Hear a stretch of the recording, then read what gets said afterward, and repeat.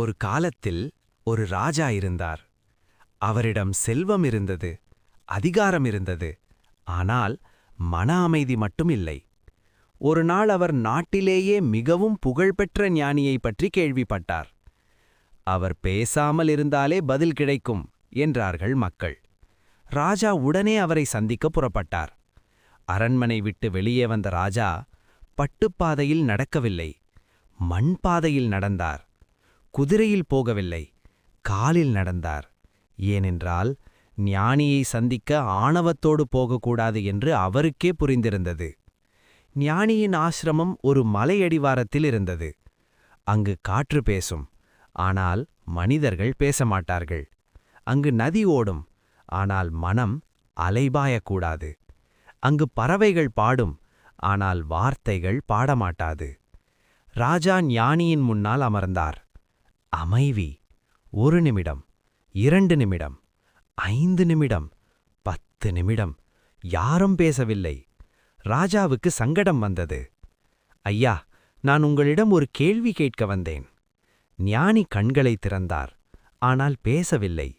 ராஜா தொடர்ந்தார். மக்கள் உங்களைப் பற்றி சொன்னார்கள், நீங்கள் பேசாமல் இருந்தாலே பதில் கிடைக்கும் என்று. ஆனால் எனக்கு ஒன்றும் புரியவில்லையே. ஞானி எழுந்தார். ஒரு சிறிய மணிக்கூண்டு எடுத்தார். அதை ராஜாவின் முன்னால் வைத்தார். மணல் விழ ஆரம்பித்தது. சல சல சல. ஞானி சொன்னார், ஒரே ஒரு வரி, மணலை கவனி. மீண்டும் அமைதி. ராஜா மணலை கவனித்தார். மணல் விழுகிறது, கீழே சேர்கிறது, நிறைகிறது.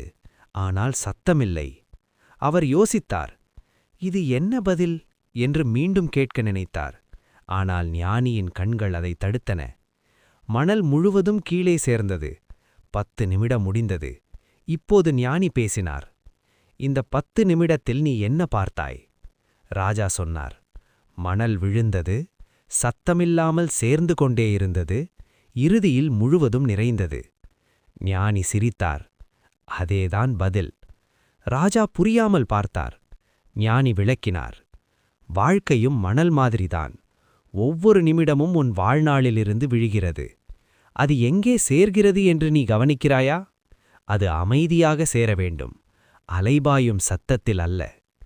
ராஜா மெதுவாக கேட்டார், அப்படியன்னா மன அமைதி எப்படி கிடைக்கும்? ஞானி மீண்டும் ஒரு கோப்பை எடுத்தார்.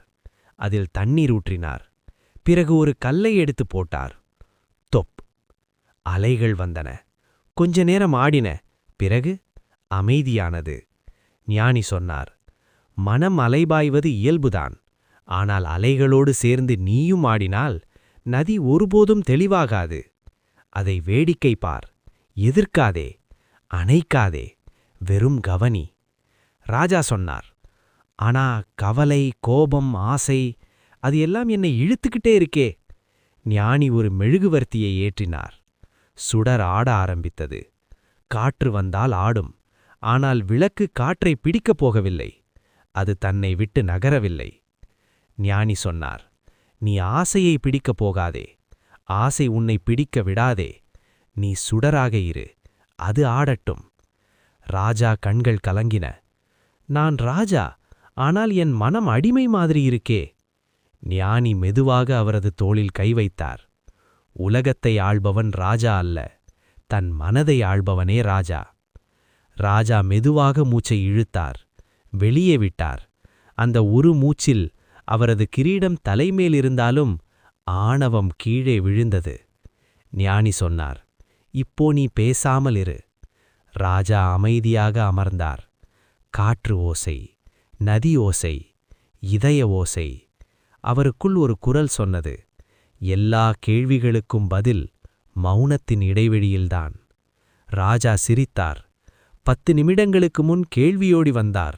இப்போது பதிலோடு எழுந்தார். ஞானி கண்களை மூடி சொன்னார், ஞானத்தை தேடி என்று நான் சொல்ல மாட்டேன். மனதை தொலை, அது தானே கிடைக்கும்.